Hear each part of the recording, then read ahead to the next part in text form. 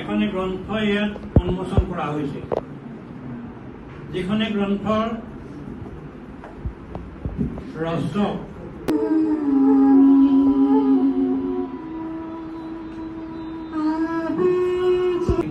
তৰুময় লক্ষ্য নমস্কাৰ।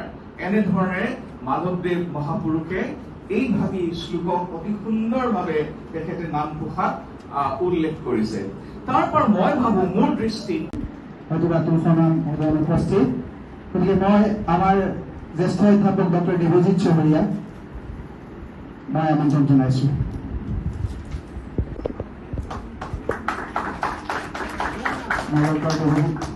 ধন্যবাদ জ্ঞাপন কৰোঁ।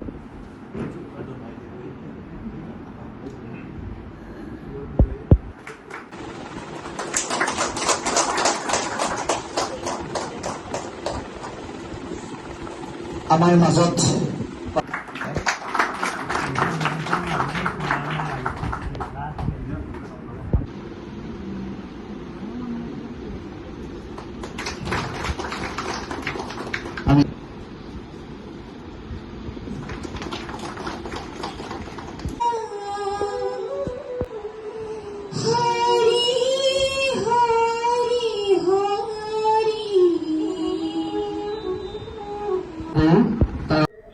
কীৰ্তন ঘোষা আৰু মহাপুৰুষ শ্ৰী শ্ৰী মাধৱদেৱৰ নামঘোষা অসমৰ আধ্যাত্মিক জীৱন, অসমৰ সমাজ জীৱন, অসমৰ সাংস্কৃতিক জীৱন সকলোৰে বাবে এখন অপূৰ্ব গ্ৰন্থ।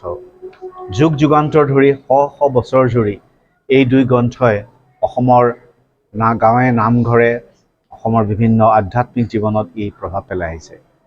গতিকে এই মহান দুই গ্ৰন্থক একত্ৰ ৰূপত ইতিমধ্যে বিভিন্নজনে প্ৰকাশ কৰি উলিয়াইছে আৰু এই ক্ষেত্ৰত উদ্যোগ লৈছে আমাৰ পণ্ডিত প্ৰবৰ মহেশ্বৰ নেওগ ডাঙৰীয়া প্ৰমুখ্যে আৰু বহুত ব্যক্তিৰ সম্পাদনাত, দিগ্গজ ব্যক্তিৰ সম্পাদনাত কীৰ্তন ঘোষা আৰু নামঘোষা সম্পাদিত হৈ ওলাইছে।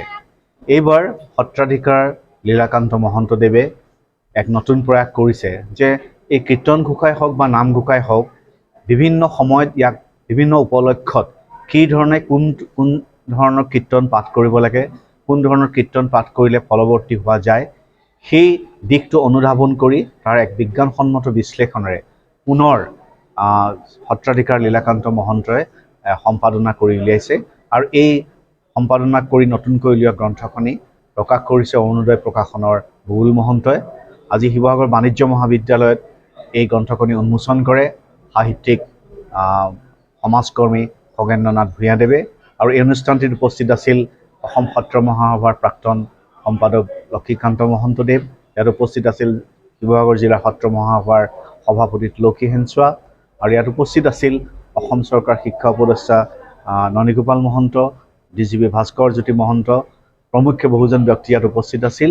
আৰু আমি আশা ৰাখিম, যিহেতু কীৰ্তন ঘোষা নামঘোষা হ'ল আমাৰ বাবে অপূৰ্ব সম্পদ আৰু এই অপূৰ্ব সম্পদখিনিক আমি আমাৰ যদি নতুন প্ৰজন্মৰ মাজলৈ শুদ্ধ ৰূপত আমি প্ৰচাৰ কৰি নতুন প্ৰজন্মক যদি আমি আকৰ্ষিত কৰিব পাৰোঁ, আমাৰ সমাজ জীৱনৰ বাবে ই এক দলিল ৰূপে নিশ্চয় পৰিগণিত হ'ব।